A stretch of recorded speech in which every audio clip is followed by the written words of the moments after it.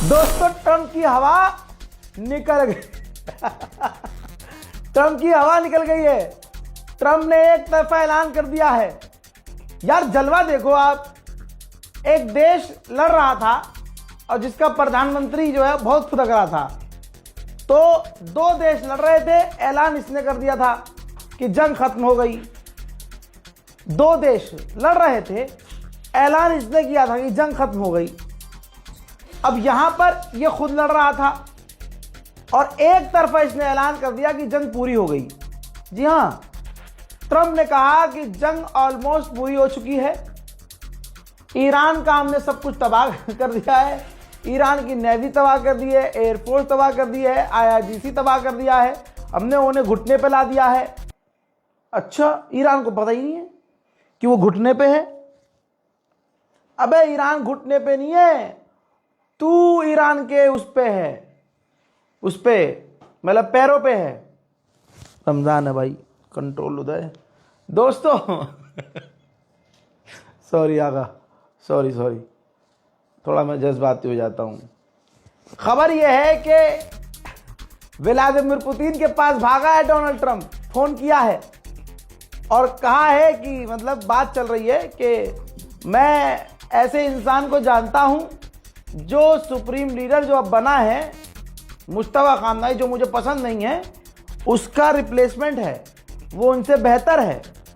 और हिंट दिया है डोनाल्ड ट्रंप ने कि जंग खत्म करवा दी जाए। यानी ट्रंप चुपके से पुतिन के पास गया है, फोन पर बात की और कहा है कि यार जंग खत्म करवाओ यार, बहुत मार रहा है भाई। डोनाल्ड ट्रंप शुरू से सोच रहा है एक तरफा, और वो एक तरफा कुछ उसका पूरा नहीं हो रहा है। अब उसने एक तरफा बात कही कि हम देख रहे हैं कि ईरान हर चीज पर फायर कर रहा है, अगर उसने ये चीज जारी रखी तो हम उसका, ईरान का ये हमला आखिरी बना देंगे और वो मुल्क उसका आखिरी हो जाएगा, यानी पूरा मुल्क मिटा देंगे। बड़ा लंबा चौड़ा स्टेटमेंट है, शॉर्ट में बता रहा हूं। आगे उन्होंने कहा कि हम सोच रहे हैं कि स्ट्रेट ऑफ हॉर्मुज पर काबू कर लिया जाए, पूरी तरह से कब्जा कर लिया जाए। लीजिए, रशिया ने खुद कंफर्म किया है, व्लादिमीर पुतिन ने खुद कंफर्म किया है कि डोनाल्ड ट्रंप ने मुझसे बात की है और जंग खत्म करने का प्रपोजल दिया है। अरे भिकमंगा पहुंच गया, ओ भिकमंगे। डोनाल्ड ट्रंप अंधभक्तों का फादरलैंड पहुंच गया, पुतिन के पास।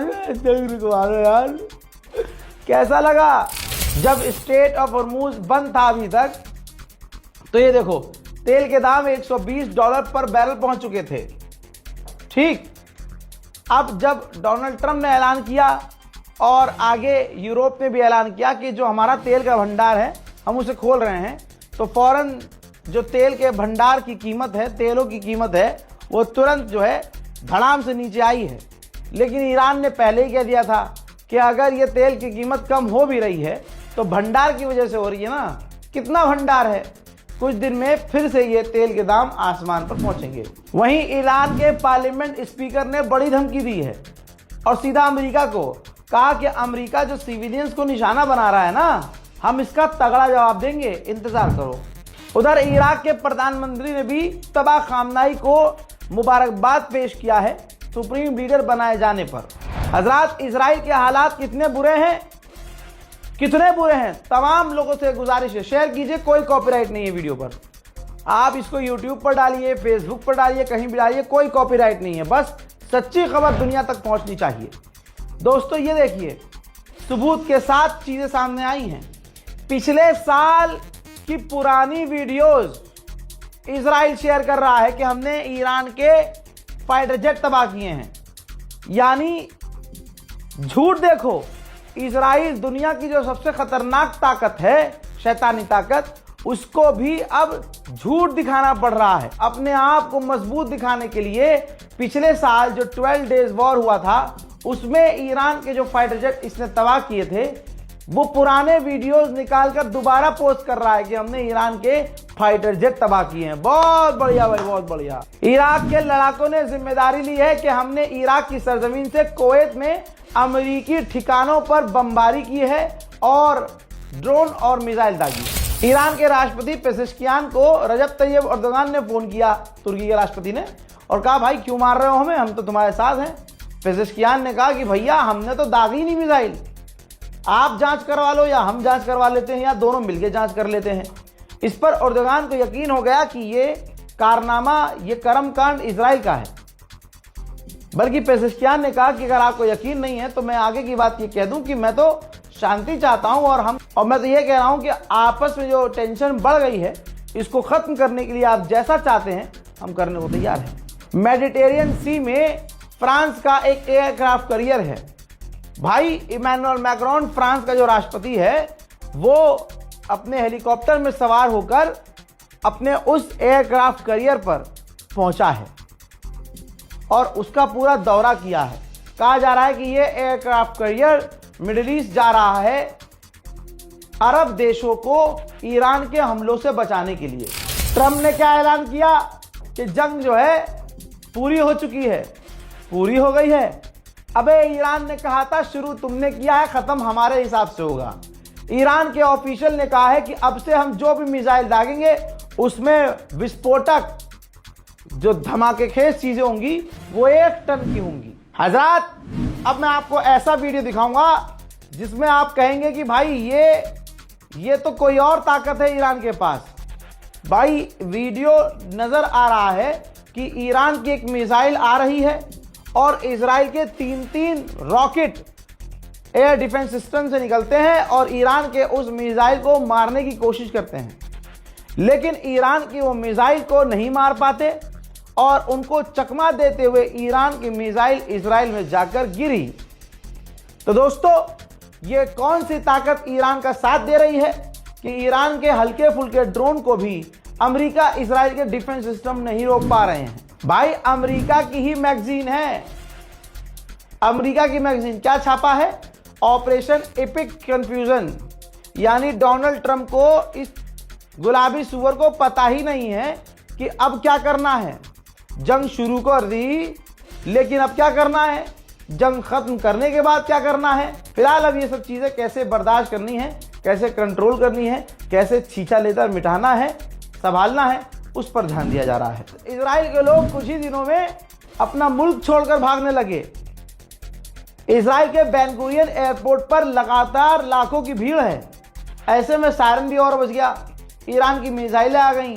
अब तमाम पैसेंजर्स तुरंत एयरपोर्ट के नीचे बंकर में भागते हैं और उसके बाद बंकर का मंजर ये है।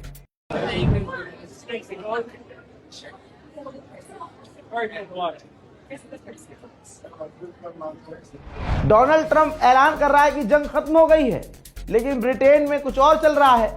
ब्रिटेन में फ्यूल टैंकों के करीब, गैस स्टेशन के करीब लंबी लंबी कतारें हैं, क्योंकि तेल और पेट्रोल डीजल के दाम तेजी से बढ़ रहे हैं। उधर सऊदी अरब ने किया ऐलान, जानकारी दी है कि हमने 3 ड्रोन्स को मार गिराया है जो ईरान के थे।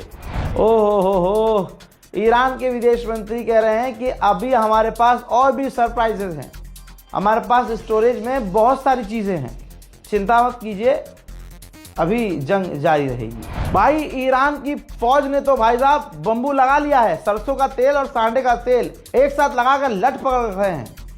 ये देख लीजिए, जो IRGC की ग्राउंड फौज है उसने कहा है कि हम इंतजार कर रहे हैं अमेरिका की फौज का। दोस्तों कमाल ही हो गया, ईरान बहुत खौफनाक लड़ रहा है और बहुत बुरी तरह से पीट रहा है। आप लोगों ने जो मेरी इज्जत रखी है, मैं आप लोगों का शुक्रिया अदा करूंगा कि 9 मार्च एक बार आवाज देने पर जिस एम्बेसी में, ईरान एम्बेसी में लोग जा नहीं रहे थे, मेरी मोहब्बत में लोग आए और आपने यकीन दिलाया कि आप मेरे हैं। हजरात, वहां पर हजारों लोग पहुंचे, हजारों लोगों ने कॉन्डोलेंस बुक में अपना शोक व्यक्त किया, घंटों वहां बिताया। हमारी मुलाकात खुद ईरान के एम्बेसडर से करवाई गई, ईरानियन ऑफिशियल से। वहां तमाम ईरान के ऑफिशियल्स को इस बात का एहसास हो गया कि ये कोई गोदी मीडिया का पत्रकार नहीं आया है जिसके पीछे कौम घूम रही है, जिसके पीछे मुसलमान सलाम कर रहा है, उसके गले लगना चाह रहा है।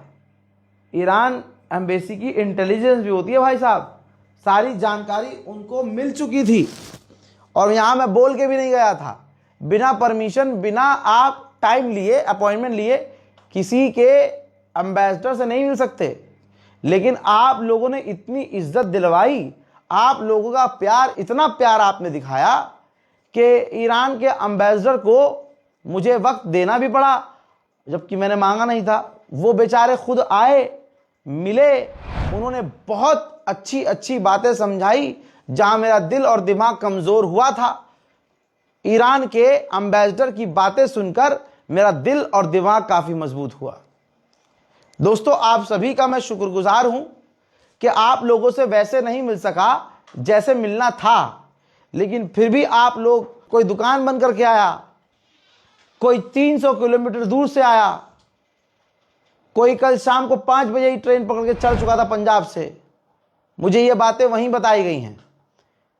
मैं आपके कदमों में बैठकर जिंदगी भर शुक्रिया शुक्रिया शुक्रिया बोलता रहूं ना, तब भी मैं आपका शुक्रिया अदा नहीं कर पाऊंगा। बस वादा है मेरा, जैसी पत्रकारिता मैं करता आया हूं ऐसी ही करता रहूंगा। बस सलाम।